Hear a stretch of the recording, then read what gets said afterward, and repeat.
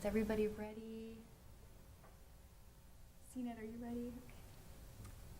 All right, I'd like to call to order the Board of Supervisors regular meeting for Tuesday, October 18th, 2022. If you could please rise for the Pledge of Allegiance.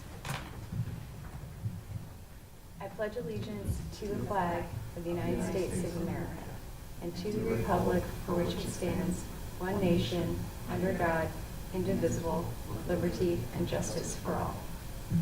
Thank you, and I'll turn it over to our Township Manager for roll call and instructions on the Zoom. Thank you, Supervisor Strickland, and thank you to members of the board, staff, and the public for joining us this evening for the October 18th regular meeting of the Board of Supervisors. This meeting has been properly advertised in accordance with the Pennsylvania Sunshine Act as a hybrid meeting with the option to attend online using the Zoom platform and the main meeting room. It is available for members of the public to attend in person.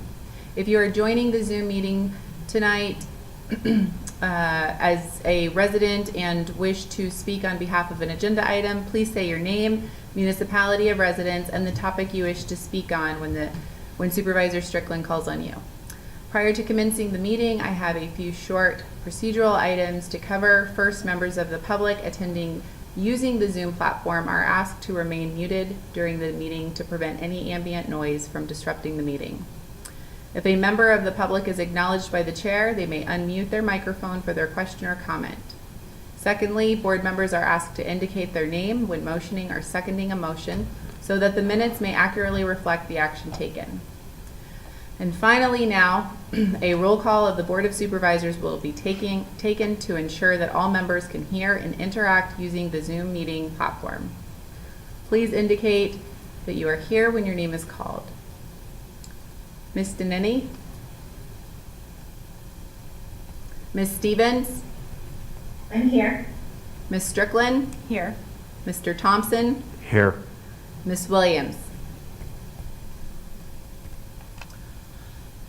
Supervisor Strickland, it appears you have a quorum. Thanks very much. We do need to amend the agenda to add one item, so at this time I'd ask for a motion. Yes, Madam Chair. I move that the Ferguson Township Board of Supervisors add the acceptance of the letter of resignation submitted by Supervisor Williams to the agenda. This is Patty. I'll second. Second. All those in favor, please say aye. Aye. Aye. Thank you, and we'll add that under the last item under new business. So that would be item number 5. Thanks very much. Okay, up next is citizens input. If there's any citizen who'd like to give input on any item not on the agenda, we'll hear that now. Seeing none in the room and none online, we'll move to approval of the minutes. We have 2 sets of minutes from September 20th and one from October 3rd. If there are any changes or comments on those, we can address that. Seeing none, I'll look for a motion to approve those 2 sets of minutes. Motion to approve the 2 sets of minutes. Thank you. This is Patty. I'll second. Thank you. We have a motion and second. All in favor, please say aye. Aye. Any opposed, say no. Okay, thanks very much. Up next is authorities, boards, and commission reports, and our first report is on the SCLO Center Region Library by Sue Werner. I saw that you had your report in the agenda, so if there's anything you'd like to highlight from that, we'd welcome that. No, I want to highlight that SCLO is back to the SCLO, and we're open our regular hours, pre-pandemic hours. Our circulation is almost the same as it was, and in some areas even greater than it was in 2019, which is the last year we could compare it to. So we are feeling really good about serving the community and, of course, serving Ferguson Township. Our staff is working really hard on the budget, which you've all been probably working on yourselves. So I can entertain any questions about my report or other things happening at SCLO. Thank you. Patty, I see your hand is up. Thank you. I just wanted to say thank you so much for your report. It actually, it was sort of a highlight reading it. It made me happy. I was especially impressed with the kits about dementia and talking with seniors. Can you just sort of expand on that a little bit, because it completely piqued my interest? Yeah, it actually piqued my interest too, Patty. I think this is a new program, and it's, the description is in the report that I gave you, but it's a way of families, people, that are experiencing the beginnings of dementia, can keep track of certain memories to sort of stimulate them. I don't personally know that much more about the program than what's written in the report, but if you would like more information, I could get the director to inform you. Yeah, no, I can make a trip down there. I just didn't know if you had anything more to add than what was in the report. So thank No, you. but it's being used. Yeah, that's great. That's great, thank you. Patty, that's what I was going to point out too. I really appreciated your report, and I liked how it was organized too, with the program highlight, the new collection, and the service highlight, and just showing anyone who takes a peek at that, just all the other services that the library provides. And I'd add to that the free child developmental screenings that happen. So thanks for pointing those out and for your service on that committee. So thanks very much. Thank you. Thank you. And then we have the CNET report by James Progar. And again, I saw your report in the agenda, so if there's anything you'd like to add or highlight. No. I'm happy to answer any questions. CNET does an amazingly great job, and it has an efficient budget, so that's all I have to report. Great. Any questions and comments All on smiles that? back there. Yeah, we appreciate their service, and I appreciate you attending that meeting as well, so thanks very much. It's good to have a representative there. Great, okay, we will move on to special reports and acknowledgments. Up first is Diversity, Equity, and Inclusionary Acknowledgments. We have this month Domestic Violence Awareness Month, Filipino American Heritage Month, German American Heritage Month, Italian American Heritage Month, and Polish American Heritage Month. Following that is Township and Fiscal Responsibility, and with that we have a presentation on emergency management, roles and responsibilities, and that will be done by Sean Kaufman, Emergency Management Coordinator. Thanks very much, Sean. Thanks for having me.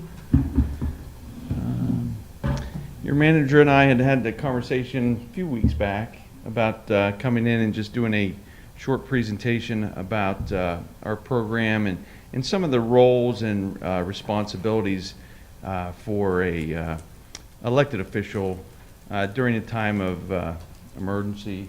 And I'm trying to share my screen. Let's see. For some reason it paused.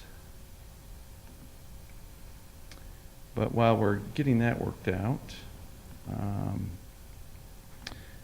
just a little bit of history about myself for those that I haven't met yet. I'm a lifelong resident of the State College area, and I have family in Ferguson Township, and currently live in Patton Township, and I've been serving as your emergency management coordinator for the last 14 years, and I've been working for the COG for, this will be started my 25th year. So I have a lot of longevity with the COG and working in the community. So I'm not sure why this is not going.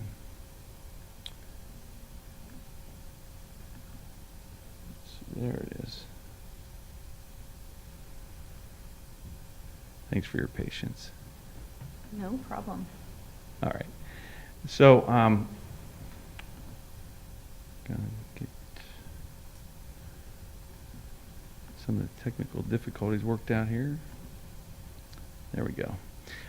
Just a short presentation, and it's more to make the board aware of some things that go on, especially as you interact with your manager and any of the other say, first response agencies and things like that in the center region that might be out in your township or working in the center region during times of emergency or disaster. So just wanted to kind of talk about, your roles and give you an opportunity at another date, so I don't take up your entire meeting, to talk a little bit more in depth about emergency management and some of the things that you can get involved in with that. But for that, I'm just going to give you a brief update and talk a little bit about, in this case, what I call the life cycle of an incident or a disaster. So whether it's a small traffic accident that Ferguson Township Police are handling, out here at the intersection, or it's a major snowstorm that causes, power outages in the area. And I only say that one because one of my major disasters in our region was a snowstorm that occurred in October when the leaves were still in the trees, and we went 3 days without power in much of Ferguson Township because of the early snowfall and the damage it caused to our infrastructure. It can be those two extremes, but the incident occurs. It starts, whether it's small and gets larger, or just is a small event. And there's basically response activities that happen, typically from our local first responders, whether it's police, fire, or the EMS services. In some cases, it's your public works department that go out and handle these incidents as they occur. And those activities can be like 15, 20 minutes, or it can last days and weeks. And that's what I want to kind of contrast here. And then the next phase, and what you see in the blue box in the slide, is what they call EOC or ESF activities. And EOC stands for, it's down the bottom, Emergency Operations Center, okay? We have an Emergency Operations Center in our joint plan with Penn State. It's located on campus. And we have a partnership with Penn State, and that's where we perform emergency activities as related to a disaster. So probably one of the longest times I ever spent in that EOC was during Hurricane Sandy. Fortunately, our region didn't take a big hit from that, but the preparation and all the activities leading up to that event caused us to be in our EOC for 3 days of activity, just to make sure that our community was prepared and ready. And then the ESF stands for Essential Support Function, and that can be everything from law and security, say dealing with the police, fire, EMS, things that you're really familiar with. But we also have essential support functions that may deal with agriculture and recovery and things like that, public information and those areas. So when we do have to activate our EOC, that's for a large, major event. We may support incidents on the scene that might be smaller. So if you think of something like a fire in an apartment building that we've had in Ferguson Township before, where we've been required to go on scene and help support so that we could shelter victims from the fire, things like that. So not every time are we opening up our big operations center to support an incident, but we may actually come out on the scene to support that particular agency that's running that incident and get them what they need to support the residents of your community.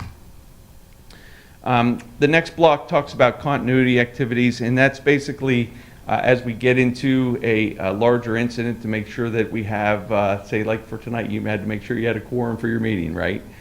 Making sure that we're addressing all the things that might be from a local disaster declaration up to making sure that our government is up and functioning, that we're able to do things. And if you recall that as simple as, now we're doing these Zoom meetings on a regular basis, when COVID hit, we kind of struggled for a while, right, to make sure we have continuity of government. That's something we've worked out over the last few years, and that's a result of that particular disaster of COVID. So those activities, again, may be really short, or they could extend over a long period of time.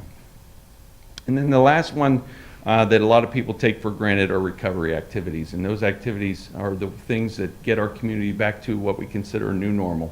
We've all addressed that now with COVID. What's our new normal? Me up here trying to get my Zoom to work. Those are kind of our new normals in terms of our community for now. But even if it's something like a tornado or a hurricane, we saw kind of what's the new normal down on the west coast of Florida, after those hurricanes and things like that. And again, recovery activities can be really small, like the accident I talked about at the intersection. Recovery is contacting your insurance company and getting your car repaired or dealing with any injuries. It can be that simple, or it could be setting up a disaster recovery center after a major flood event so that people can apply for small business administration loans and things like that. So understanding that whether the incident is very small or it's very large, there's those phases of that incident that need to take place. Sometimes emergency management is involved. Other times it's handled by agencies within your township because they're smaller incidents. So just wanted to kind of give you that life cycle of an incident and go over that a little bit. And then looking at the next thing, we talk about alerting and notification. So every incident has somebody alerted for it, okay? It may be the first responders, it may be emergency management is needed. Some of the things that I get alerted to on a regular basis, if there's a natural gas leak in our community, I'm automatically notified because those incidents can get very large and require people to be relocated. Maybe they have to shelter in place or you have to evacuate them. I'm notified on those type of incidents.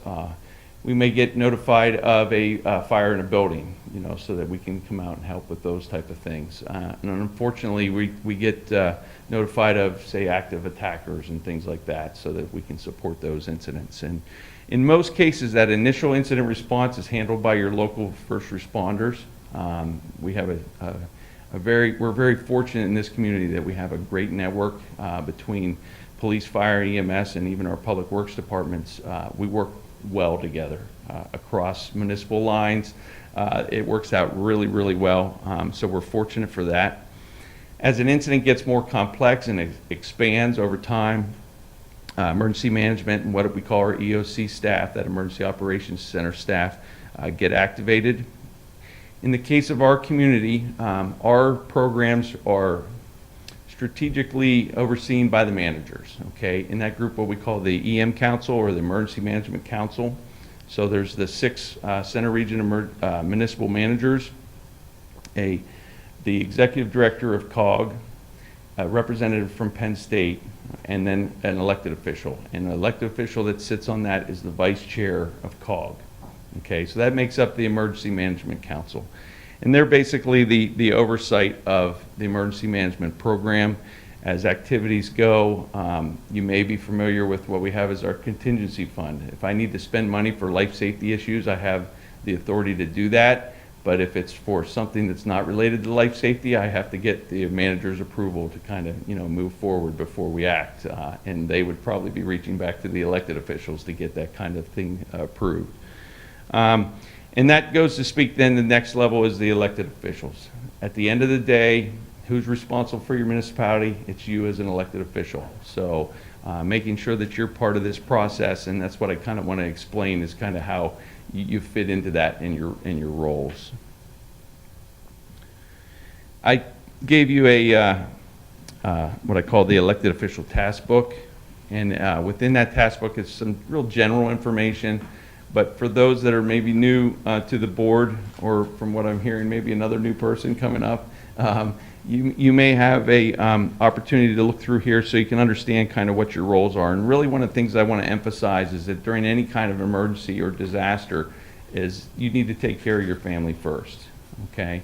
So making sure that you have your plans in place so that you can take care of your family so that then you're available to help the rest of the community. So as an elected official, you're no good to anybody if you aren't able to take care of your home and your family first. So we want to reassure that. My website and other information is available for you to get information on how to be more prepared during disasters and things like that. And then if an incident does occur or you have information that you are able to pass on or information you want to inquire, that's where you need to contact your municipal manager so that we have that open dialogue between the elected officials and the manager. And then the manager is able to communicate with myself if I'm involved in the incident, or the incident commanders to say if it's an incident in your particular township that say the Ferguson Township Police are handling, they can establish that relationship. The importance there is making sure that we don't have, in my case, 32 elected officials from 6 municipalities all trying to get a hold of Sean Kaufman, the emergency management coordinator, about an incident in our community, because you can see how that would be very difficult over time. But the fact is we want you to communicate with your managers, and have your managers then reach out to whoever's in charge of the incident, or if we have the Emergency Operations Center open, getting that information from us there. If you're not familiar, our joint agreement has the responsibility of disaster declaration given to the chair of the COG, or in their absence, the vice chair. So if we do have to do a local emergency, even if it's something just majorly impacting Ferguson Township, we do that through the Council of Governments and through the COG chair. And then if it's an incident that does get a disaster declaration, then we have to ratify that through the Council of Governments, and we do that through a vote, hopefully within a week of the incident occurring or the disaster occurring. So the task book in front of you, and for those that aren't able to be here tonight, that kind of puts that information in front of you. There's also a section on training that talks about some of the National Incident Management System independent study courses that you can take to be better versed in how your first responders are operating and how an incident will play out. Those particular training courses, the two basic ones are required for elected officials, especially those that get involved in the emergency operations, like the chair and the vice chair of COG. There's some other ones there that are you're able to take that are elective if you really get interested in it. But I can tell you there's not going to be somebody knocking on your door looking for your certification. But I do encourage you to take the time to take those courses and become familiar with that. So I gave you a lot of information. I want to, again, extend the opportunity to come back, maybe at a work session if you want to have more detail about how things work, and maybe answer any questions you might have right now. Thank you so much. What a great overview. I appreciate you bringing the booklets along, and we'll make sure that the other board members receive those as well. Let me first see if there's any questions from board members. Patty, go ahead. It's not really a question, but thank you, Sean. I just wanted to say that I like the idea of doing that training, and I think I kind of hinted at it before, but maybe Lisa, as the public safety committee person on our board, I can make a spreadsheet and be sure that each one of us as board members take those trainings that's required as part of this plan. So maybe that would be helpful for Centrise to know, and just to be sure that we're compliant with what's being requested, because I know this plan helps us in other ways. It's part of a bigger package that we're required but mandated by the state. So right, one of the things that's necessary for is if you do receive federal funding for a disaster declaration, that we're NIMS compliant, and I certify every year that we do that.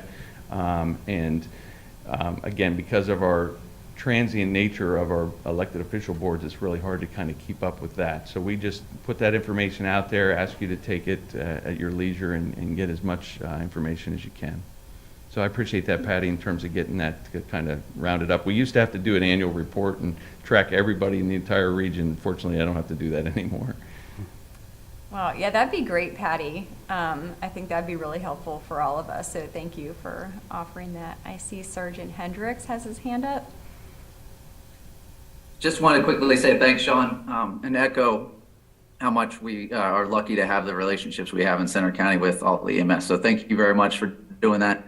It's very helpful information for us that are out working the incident. So thank you. Thank you. Thanks for saying that, and I know we all see that and are really appreciative of the effort that goes into building those relationships, and to know that they're strong and in place when they're needed. So it's noticed, and we all appreciate that. So thanks very much. I think it would be beneficial to follow up in a work session with some more specifics, and again, like Patty had offered, to get that list of training available to us. So thanks again for coming. No problem. Thank you. Thank you. Okay, up next is our Community and Economic Development area, and first up we have an overview and updates on the Chamber of Business and Industry of Center County. This will be presented by Greg Scott, Executive Director of the CBICC. Welcome, thank you. Hi, good evening. Thanks. Appreciate it. I'm happy to be here. Greg Scott, as you mentioned, I'm the President and CEO of the Chamber of Business and Industry of Center County. We refer to it as CBICC. You may have seen it as that. I do want to thank the board for inviting me. I had a chance to meet with Centrise a couple times and also with Laura Danini and have an opportunity to just talk a little bit about the chamber, and they invited me to come and speak to the board. I just this week completed my first year in the role, and I can tell you as a Center County native, it's been an incredible first year of serving our community. During the year, I've had the privilege of getting to know chamber members and investors. I've talked to government entities, elected officials, farmers, academics, entrepreneurs, business owners, and working men and women. These folks not only live, work, and play in our communities, they also help to drive the regional economy. As I met with them, they all spoke to me about their love for this special place, their pride in what they do, and their deep commitment to Center County. It's the mission of the Chamber to be the voice, to be their voice, the voice of business, and to work together to help our families, friends, and neighbors prosper and enjoy an even greater quality of life than what they already have. We do this through traditional chamber outreach and programming, but also by leading the conversation on economic development in the county. The chamber is laser focused on economic and workforce development, and we are facilitating smart economic growth through engaged leadership by leveraging resources and expertise and by focusing on the power of collaboration. A big part of our collaborative approach to economic development is working in partnership with the county and township officials, like yourselves, to bring new business and investments to the region. I very much appreciate your deliberate leadership here in Ferguson Township and your thoughtful approach to preservation, community and economic development, and growth. But as you're well aware, there are challenges. I've had an opportunity to review the Pine Grove Mills small area plan, and Centrise was kind enough to send that to me, and I noted some similar issues that were raised in that. For example, a lack of specific incentives to attract businesses, or an absence of a single unifying business development organization within the township. The Chamber is the leading economic development organization in Center County, and the challenges you face are some of the very same ones we address and work to overcome every single day on a municipal, county, and regional level. Already this past year, the Chamber has proudly initiated property transfers to welcome new businesses and help existing businesses expand. We've partnered with local and regional entities to showcase Center County as a business-friendly and open to investment. We've recruited new investors to the region, and we've provided gap funding to local startup companies through our Business Revolving Loan Fund. Tonight, I'd like to encourage the township to join a growing number of the Chamber's public and private partners for an invitation-only seat at the table for our new Economic Development Council, which I'm going to introduce in 2023, which will guide and shape our vision and our economic strategies for Center County's future. In the past, the township has been an investor in the Center County Economic Development Partnership, and I want to thank you for that contribution. Now, looking forward, I would like to invite Ferguson Township to reconsider investing in the CCEDP in 2023, which will help provide the Chamber with the necessary resources to increase our economic development capacity and engagement across our region by hiring an experienced and dedicated economic development professional who can help the township address specific needs. Establish an economic development council, which I mentioned earlier, to bring together regional stakeholders, investors, and thought leaders. Implement a talent recruitment concierge program to help companies market Center County to potential recruits and their families. Launch a talent retention initiative focused on showcasing Center County's livability and creating placemaking opportunities. I firmly believe the Chamber can help Ferguson Township identify and deploy resources to meet your identified needs. And that includes incentive funding, gap funding for small businesses, and support from our professional economic development staff. I want nothing more than to see Pine Grove Mills and all of Ferguson Township flourish. I want to thank you again for giving me the opportunity to speak with you tonight, and I look forward to working closely with you in partnership in 2023 and well into the future. I'm happy to answer any questions you might have at this time. Thank you. Thank you so much. Okay, I'm going to look to the board for any comments or questions at this time. Not seeing any right now. I appreciate that. Thank you very Great. much for coming. That was really interesting and a really good overview, so thank you. Great. You're welcome. Thanks. Have a great Thank night. you. Okay, our next item in this area is the informational overview on the Center County's purchase of agriculture and conservation easement program, and this will be presented by Diana Griffith, Agricultural Land Preservation Coordinator. Thanks Welcome. for inviting me tonight, Supervisor Strickland. Thank you. I previously provided each of the board members with a binder that's a comprehensive overview of our program, and I hope that was helpful to you. A lot of the numbers, the funding, our inspection reports that I know have been requested in the past. So I wanted to make sure you had that. And I just basically like you to all have the information that you need to make decisions about this program. I'm going to try, I have a presentation.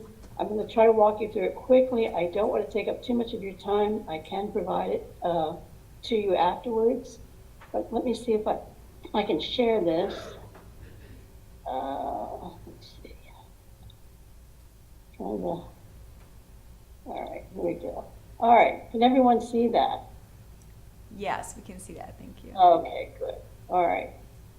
So I'm going to walk you through it quickly. I want to just start with some numbers. These are pictures from farms throughout Ferguson Township that have been preserved. We've preserved a total of 58 farms in Center County and 29 in Ferguson Township alone. There are 7 pending or in progress, including 3 in Ferguson Township. In fact, we'll be closing on 2 of them within the next few months. And then by 2023, half of all Center County's preserved farms will be in Ferguson Township. I wanted to present to you tonight, just for your consideration, when you're ready to make a decision about whether or not you're going to help support this farm. This is the Larry, Suzanne, and Don Harpster Farm on Tab Hill Road, and it's currently in progress. It's being prepared for, it's been approved by the Center County Ag Land Preservation Board, and it's being prepared for the state board. This is the location of the property, tax parcel map. It ranked number 2 on our 2022 applicant list. It was approved by our county board in April. The next step is review and approval by the state board, which likely will be in 2023. It's 185 acres, and I've included the tax parcel number.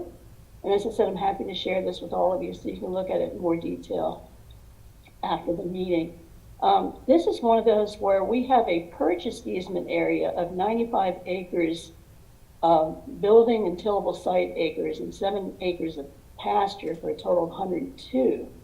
The development rights on this parcel are valued at $3,725 per acre. What that means is that essentially when a farm is being preserved, the landowner retains ownership of the land, but is selling the development rights, so that if the landowner ever does sell the property, it'll have to be without the development rights, meaning that the property can never be developed. It'll be farmland forever.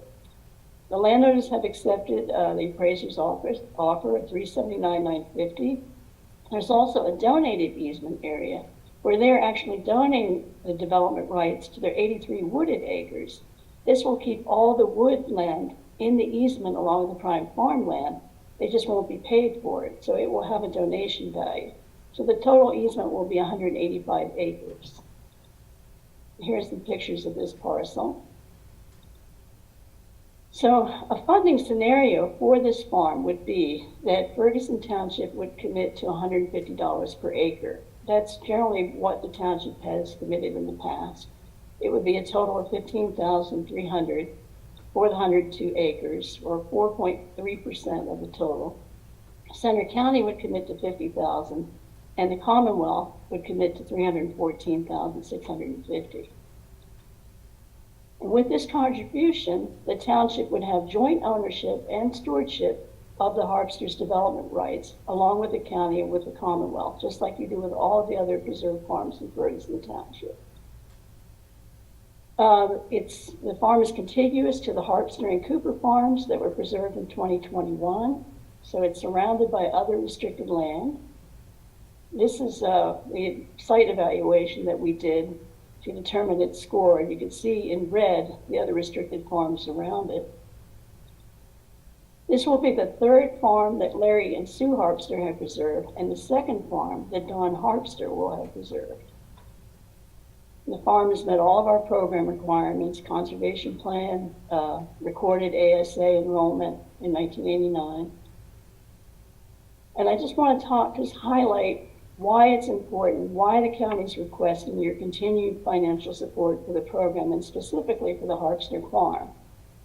We value your participation. You're one of the 3 Center County municipalities that are helping us to preserve farmland through the Municipal Partnership Program. Ferguson, Half Moon, and Potter Township. Our municipal partners are where Center County has the highest farmland values, the highest concentration of farmland. We'd like this board to continue its joint ownership and stewardship of preserved farmland in Ferguson Township. Secondly, your financial support for preserving farms in Ferguson Township helps offset the state's contribution. It frees up funds that can be used to preserve additional farms. And thirdly, Ferguson Township's farmers are working with us to contribute to farmland preservation. For example, Larry and Suzanne Harpster used the proceeds from an easement in 2018 to purchase land that they then preserved this year. So it was actually, I'm sorry, it should actually be 2021, but this next one will be preserved in 2023. So finally, it's vital to continue to cluster as much preserved farmland as possible to preserve Ferguson Township's wide open spaces and prevent development from breaking up these corridors of farmland.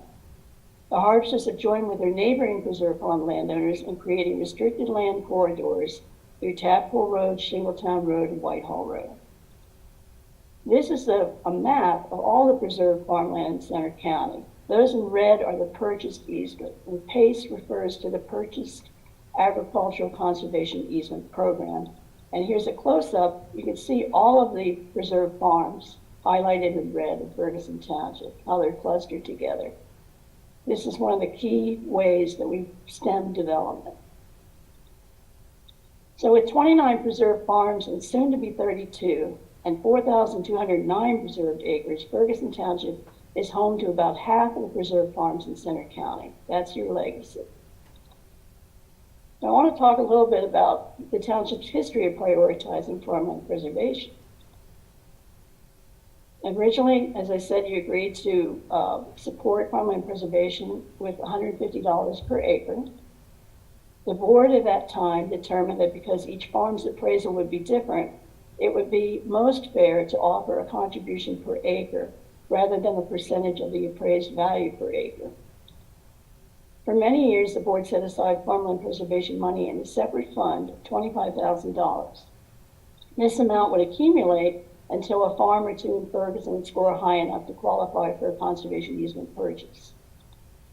And there were some years when no additional funds were budgeted because the balance was sufficient to handle the township's contributions toward purchases. Did the township have to be a financial partner? No. Did the small financial investment represent a commitment to agricultural preservation? Yes. Funding of the Agricultural Preservation Program in Ferguson supports this strategic initiative in the strategic plan. Develop our sense of place by developing a vibrant town center and preserving our agricultural heritage and promoting the features that make the township unique.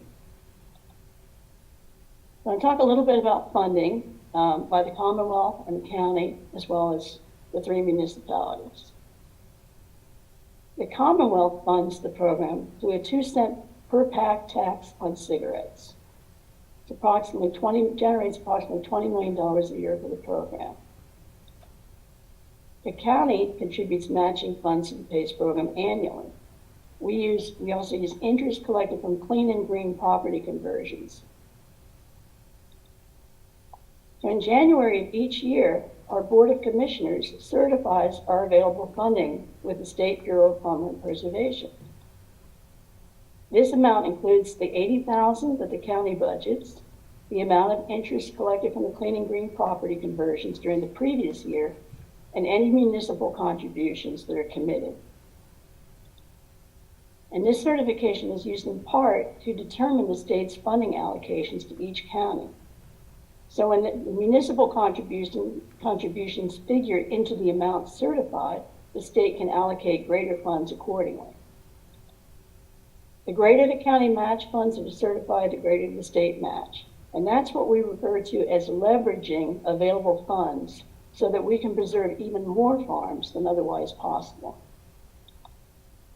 So some funding scenarios and challenges. When the county certified match funds are lower than in the previous year, this results in a lower state allocation to the county. For example, in 2020, we certified $144,798, including municipal contributions from Ferguson and Potter. That year, Ferguson supported the Connolly and McWilliams farms. The state's subsequent allocation was $604,765. In 2021, we only certified a total of $89,548. We had 0 municipal contributions that year, and the primary reason was because of COVID. COVID budgets were affected. The state's subsequent allocation for Center County was $505,650. So that was a reduction of $55,250 in local funding, and it resulted in a total reduction of $99,115 in state funding for ag easements. All right, and I also wanted to address, you may be aware that last year the board approved a committed support for the David Burkett farm and the Webb and Nancy Miller farms. We requested only $1 each from the township to preserve each of these farms. This was to allow the Commonwealth to contribute the bulk of funding. I want to explain a little bit how that came about. This was unusual. It was only the 3rd time in our program's 33-year history that we were unable to encumber all of our previous year's funds. This can happen because of late timing issues, if applicants aren't able to meet requirements or they change their minds about moving forward with their applications. In this case, the acreage on these 2 farms were smaller than average, and unfortunately no other top-ranked PACE applicant at the time met the county board's conservation plan requirements in time to meet our encumbering deadline. The amount saved by the township that year by having to only give $1 each was reserved for a future easement.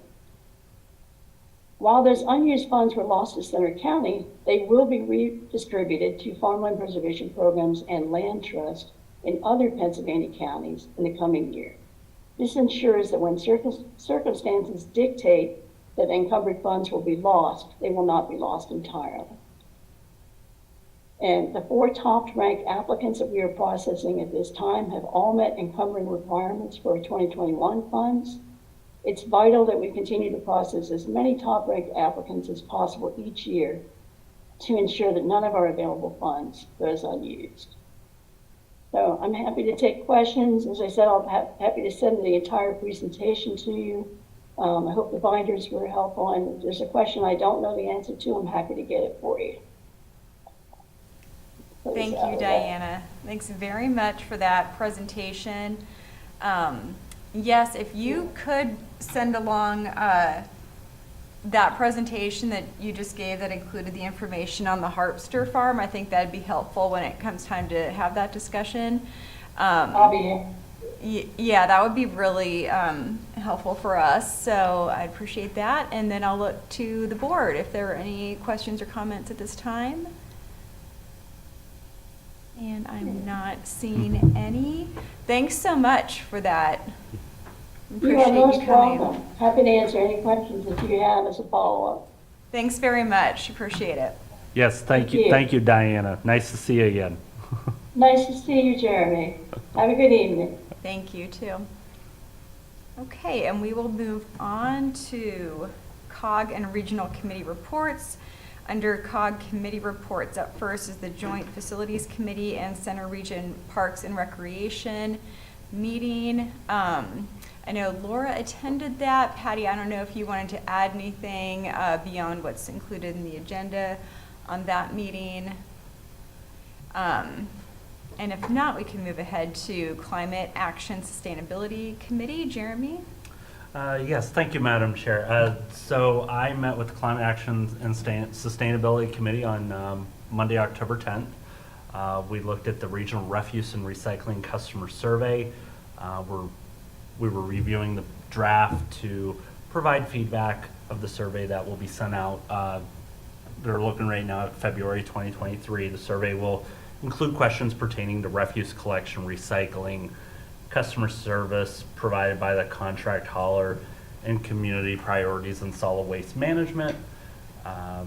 We also did look at 2 letters of support for community solar that would support Senate Bill 919 and House Bill 1555 that would provide community solar facilities. The committee voted to send the letters on behalf of COG supporting both bills.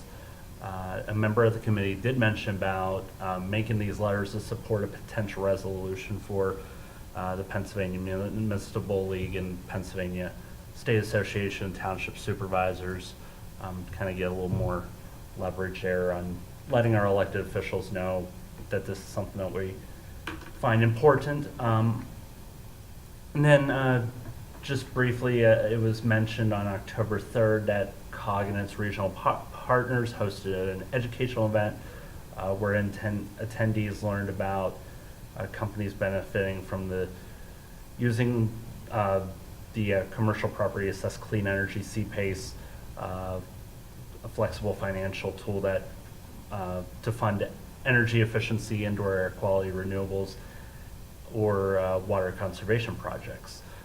The agenda is available in our packet as well as on the COG website, and our next meeting will be Monday, November 14th. Thank you. Questions on that? Seeing none. Public Safety Committee, I saw your report attached. Patty, anything to add to that? Sure. I just wanted to highlight for board members and Centrise that they're going to be updating the property maintenance code. So if there were any sort of issues that we may have gotten an earful about from the residents or community of issues that should be addressed by this property maintenance code, that we maybe would gather our thoughts or comments, give them to Centrise, and she can get back to Walt Schneider. And then just the other thing that Walt Schneider had talked about was the Tracer program having an interface problem with Laserfish because they were scanning services. So I don't know if our staff, Centrise, has had any trouble with scanning things in Laserfish and trying to have it interface with Tracer. I guess there's some problem. I would encourage you to reach out to Walt Schneider with any questions about that because they're looking into that. But other than that, everything else was in my report. So thank you. If you have any questions, I'll try and answer them. Thank you. Questions? No. And Human Resources Committee, I believe that's Tiara. So no report on that today. The agenda isn't closed. Joint Land Use and Community Infrastructure Committee had the joint meeting with the Center Regional Planning Commission. Twice a year they have a joint meeting. The agenda isn't closed. I was in the Finance Committee meeting, so I wasn't able to attend that. So if there are any follow-up questions, just let me know and I'll be able to answer those next meeting. And then I'll move on to the Finance Committee meeting, which I did attend, and let me bring up my agenda here. It was a regular meeting along with the budget wrap-up session, And I won't go too into detail because we'll be talking about it in the future, but just to say that initially the proposed COG budget had an increase of over 16% on municipal contributions. Initially, Finance Committee directed or sent the budget back to staff and the agencies to cut that back with a guideline of 8%, prioritizing public safety, taking care of what we have, future planning. And so staff came back with a recommended list of cuts that brought the budget down to that 8%. I think it was just under initially that goal. And so the Finance Committee went through that line by line, accepting or rejecting the suggested cuts. So it was very thorough. I think it went really well. Most of the cuts were kept. A couple of things were added back in. I'll note fire staffing was added back in. The active transportation plan, which includes the bike plan update, which did need to occur in the next year or so. There were a number of policy questions that were brought up that'll have to be discussed in the future at Finance Committee, including the insurance reserve policy. And the total of the increase to municipal contributions in the end was brought down to 6.7% thereabouts. There's going to be some adjustment as they go back in and finalize that and send it. So that finalized budget will go to the general forum. It'll come back to the municipalities for comments. Those comments will be due back, I think, November 17th. So we'll likely look at that at our first November meeting. I'm predicting possibly maybe the second one.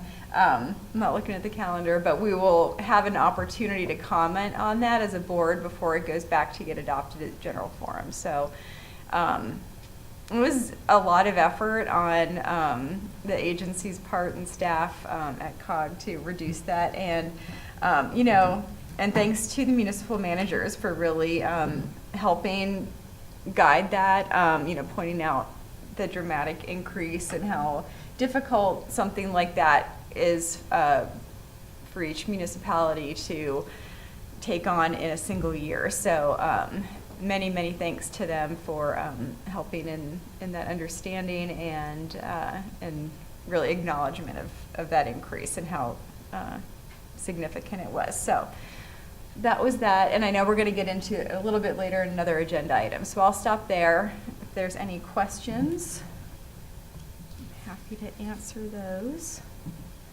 And if not, we'll move on to other committee reports. We have none. So staff reports is up next. We had included the township manager's report, public works director, planning and zoning report, and officer in charge report. Anything you'd like to highlight under that? And looking at the screen, if there's anything any of the other staff would like to add to their included reports. Seeing none, are there any questions on any of these reports? On all the staff reports? Yes. I was going to say, if nobody else has questions, I have a question. Yes, go ahead. I was looking at the Public Works Director report about street tree pruning. Would that happen to include some trees in the T-Berry neighborhood? Good evening, Jeremy. Good evening. I'm going by memory, but it very may well. Okay. Larry discussed the neighborhoods last night with the tree commission and myself, and we have yet to put the contract and the maps together, so I'm going by memory, but I believe it does, and I can verify that and get back to you. I was just wondering, myself as well as even observing some neighbors, we're kind of having to duck our heads from time to time as we're walking along the sidewalks. Oh, well, Jeremy, certainly, even if it's not in this year's contract at staff level, we can take care of those. So yeah, let me review it so I don't misspeak, and then be back in touch with you. Sounds good. Thank you. Thanks, Dave. Okay, Yes. there's no other questions on those reports, we'll move on to unfinished business. First up is a public hearing on a resolution to authorize Ferguson Township to grant partial exemption for eligible agricultural properties from the Ferguson Township Stormwater Management Utility Fee and repealing Resolution 2021-26, and this will be presented by Dave Mudricker, Director of Public Works. Thank you, Madam Chair. So provided in your agenda is a revised partial agricultural properties exemption policy for consideration. As you recall, at the last board meeting, the revised narrative was brought forward to you. The primary change in this proposed resolution is a change from the requirement for agricultural properties to submit annually for a partial agricultural exemption and moves that to a one-time filing. That the application would need to be filed, as do all other applications, by the deadline of September 30th every year. The other small change in language is the stormwater engineer will review these applications. In the previous version, that was delegated to the finance director. And since we have a stormwater engineer on board who's very savvy and willing and capable, he will do the reviews in the future. There's, some other language, that states that the property owners would need to notify the township if there's any significant changes, ownership or use of the property.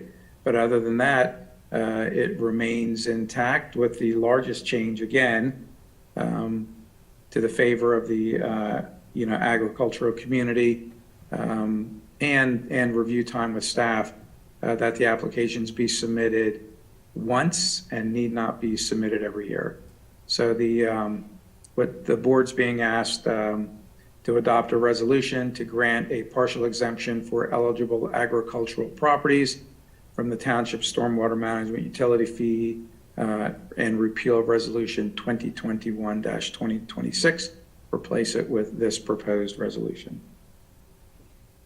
Thanks very much.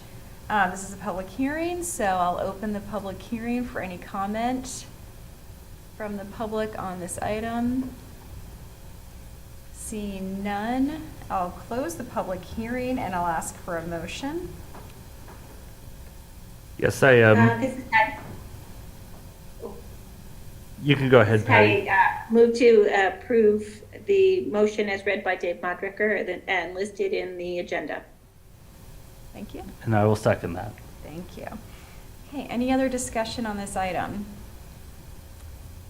Seeing none, I believe this is a roll call vote. Yes, this is a roll call of 2022-23. Ms. Strickland? Yes. Mr. Thompson? Yes. Ms. Stevens? Yes. Thank you. Thanks very much. Okay, thanks everyone. Thank you, Dave.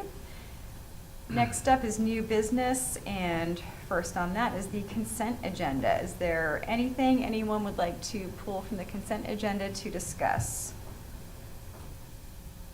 And if not, I'll take a motion to accept the consent agenda.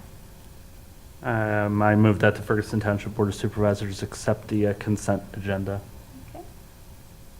This is Patty. I'll second. Okay, any other discussion? Seeing none, all those in favor, please say aye. Aye. Any Aye. opposed, please say no. Okay, thank you. Okay, up next, a resolution of the Township of Ferguson, Center County, Pennsylvania, authorizing the chairwoman and secretary to execute a winter maintenance agreement with the Pennsylvania Department of Transportation for a portion of State Route 26, and this will also be presented by Dave Mudricker. So Ferguson Township has performed winter maintenance for PennDOT on a section of Whitehall Road, State Route 3018, from West College Avenue, which is SR 26, to the intersection of Blue Course Drive, which would be that section of road right behind Centrise if you were to look out the window. We've been doing that for many years, and it is a 5-year agreement that is, revised every 5 years. The fee that is paid and language in the agreement is strictly set by PennDOT. And it is a agreement that we have been using for many years. We were approached this year by PennDOT maintenance staff with an inquiry to see if Ferguson Township was interested and willing to also maintain a section of state road, and that would be College Avenue, SR 26, from the township boundary with State College Borough to the intersection of Shingletown Road, SR 26, SR 45. That's where the new signal is being built, as you head down the road toward Pine Grove. So our public works crews do travel that section of road as a matter of fact to do plowing, within the township on both ends of that section. So we would be dropping our plows and, putting down salt and, performing maintenance. And we get paid to provide that service. I reviewed the matter with the manager. I reviewed it with our road superintendent and foreman. We believe we're capable of performing that service. We should be at full staff, I believe, starting Monday with all of our vacant road worker positions filled. PennDOT is down, I don't know if it is 20 or 30 some winter drivers. And there have been times when this section does not get the attention that we would like it to get. So this is, I guess, an opportunity for both of us in that we would be able to perform this winter maintenance. I think we would perform it to, a level of service that we do on other township roads, and we would receive funds from PennDOT to do that. So, again, the board's being asked a motion to adopt the resolution as presented. Thanks very much, Dave. Would anyone care to make the motion? Yes, I move that we adopt the resolution as shown in the agenda packet. This is Patty, I'll second. Okay, any other discussion? And if not, I believe this too is a roll call vote. Yes, this is roll call 2022-24. Mr. Thompson? Yes. Ms. Stevens? Yes? Ms. Strickland? Yes. Okay, thank you. Thank you. Okay, and next up is a resolution of the Township of Ferguson, Center County, Pennsylvania, authorizing the township manager to execute an agility agreement with the Pennsylvania Department of Transportation, and we will go back to Dave Monderker. Thank you, Madam Chair. This is another agreement that the township has had longstanding with PennDOT, and it's called an agility agreement. Unlike the winter maintenance agreement, we don't exchange services for money. We more or less barter services for services. And so it's a way that allows, without the exchange of money, certain services to be provided by the township and certain services to be provided by PennDOT. Historically, the township has provided street sweeping on sections of state roads. Recently, within the last few years, we added mowing. Excuse me. And you may recall it was actually I believe the chair that approached staff about concerns about lack of mowing, that PennDOT really had not been again providing the mowing attention. And the other thing that PennDOT provides is they provide salt brine that we use for pre-wetting, meaning that we apply it in a liquid form on the back of our trucks to the spinners of the salt so that the salt doesn't scatter, so that it drops and works effectively. And also for anti-icing operations, the township does have a distributor truck this year that we can apply anti-icing, where we put the brine down on the roads in certain circumstances to help prevent freezing and improve maintenance on the roads in the winter. The work plan is put together at the usually at the level of the road superintendent, with my consultation and discussion with the manager and the PennDOT maintenance supervisor. And so again, it is time to renew an agility agreement. And so we are asking the Board of Supervisors to adopt a resolution to allow that to happen. Thanks very much. Okay, would anyone care Yes. to make the motion? This is Patty. I move that we approve the resolution, or adopt the resolution. I'll second. Okay, thank you. Any other discussion on that? And I believe this too is a roll call vote. This is roll call 2022-25, or excuse me, this is a roll call vote for resolution 2022-25. Ms. Stevens? Yes? Ms. Strickland? Yes. Mr. Thompson? Yes. Thank you. Okay, thanks very much. And Thank you. Thanks, Dave. And up next, we have an informational update on the Center Region Council of Government, or COG, 2023 proposed operating budget, and this will be presented by the Township Manager. Thank you, Supervisor Strickland. As provided with the agenda is a brief narrative. I will provide a few highlights. Beginning with Friday, September 23rd, the Center Region Council of Governments Finance Committee received the proposed 2023 operating budget from the agency staff and the Executive COG Director, Mr. Eric Nordenberg. Provided with the agenda is also a link to view the draft 2023 detailed budget that was provided and reviewed just recently, accepted through a pretty significant comprehensive process that you can find with the agenda. I would like to note that initially, as Supervisor Strickland noted earlier, the initial budget that was proposed to the Finance Committee required a 16% municipal contribution, with 18% increase for Ferguson Township's contribution. Ferguson Township's increase from 2018 to 2019 was 4%. The increase from 2018 to 2020 was 10%. The increase from 2018 to 2021 was 14%, and the increase from 2021 to 2022 was an 18% increase for Ferguson Township.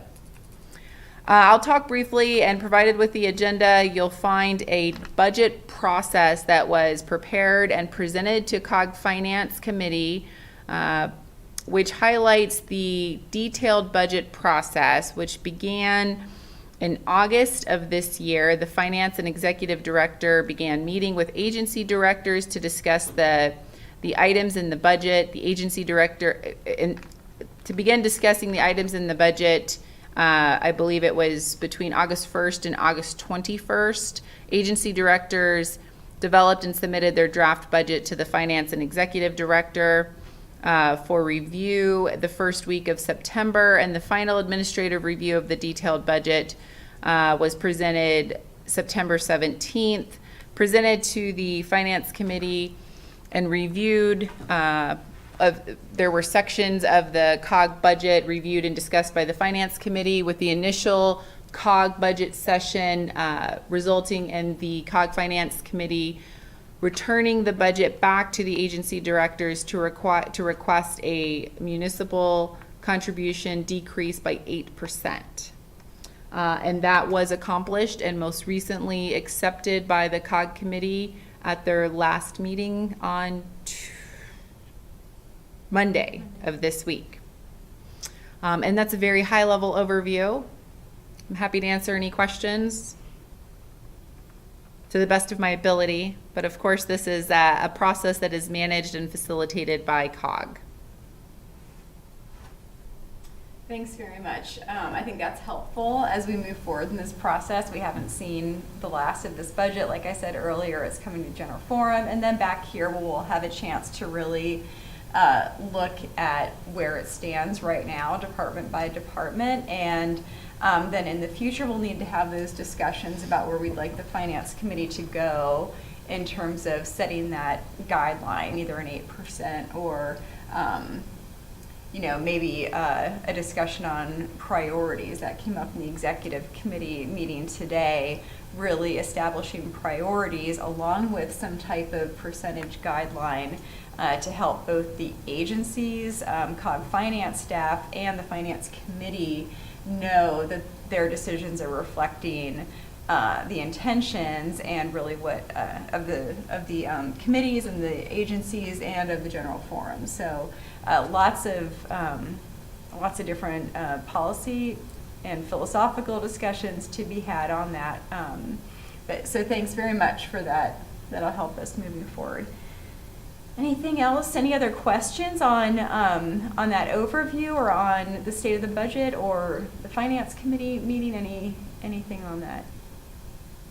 And if not, that'll wrap up that item, and we will move to our last item under new business, which is the item that we added, and that is the acceptance of the resignation of Supervisor Tiara Williams.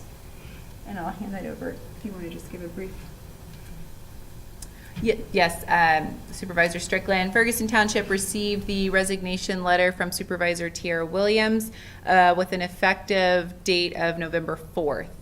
And so presented to the Board of Supervisors is the acceptance of Supervisor Williams' resignation, and we do thank her for her service. Thank you. Would anyone care to make the motion first to accept that letter? This is Patty. I move that we accept Tiara's resignation letter. Thank you. I'll second that. Thank you. And discussion. I'll look to Patty. You have your microphone on. Any comments? No, I had sent her a private email saying how much I really will miss her perspective and her enthusiasm that she brought. So, yeah, it's a loss, but Yeah. I understand.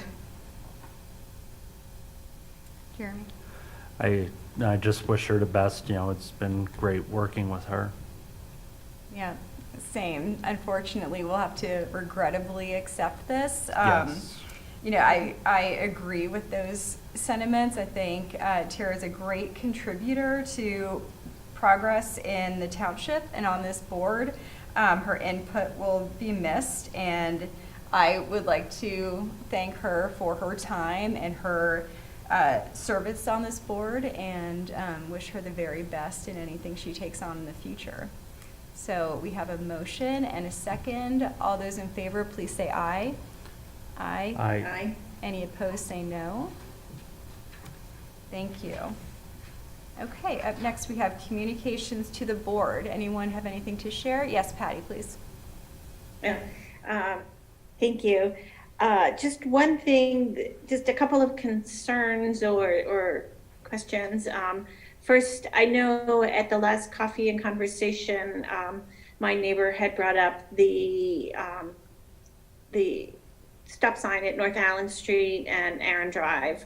I know she discussed that with you, Centris, I believe, and also let you know that we had a neighborhood incident where a dog attacked another dog. And so now the neighbors are a little concerned about walking their dogs through the neighborhoods, particularly in the area of Suburban Park, and carrying actually bats with them in the event that these dogs get loose again. So if we could just somehow follow up on that or keep eyes, because our understanding is that a police report was filed. And so the dog owner whose dog had to be put down because it was attacked, we haven't really seen him. He works odd hours, and we've been a little concerned about him. And that's just my comment about that. And the other communication I got was Ferguson Township. Do we have any concerns, or is there going to be any sort of, have the police been involved in the hate group that's potentially coming to Penn State? And does Ferguson Township have any sort of position on that? And that's what I have. So I'm assuming everybody's aware that the Proud Boys are coming to Penn State. I think it's on Monday or something of that nature. Thank you. Did you want to comment? I will just acknowledge, yes, that Ferguson Township has been brought in to provide additional support. And when I say Ferguson Township Police Department has been requested to provide support as needed or if needed during the time of the event. Thank you. All right. Thank you. Thank you. Thank you. Anything, Jeremy, under communications? I was just gonna say, I thank Patty for, Ms. Stevens for her feedback on, the dog situation over there. I was not aware. It sounded bad, just it sounds worse than what my understanding was of the situation, so very concerning.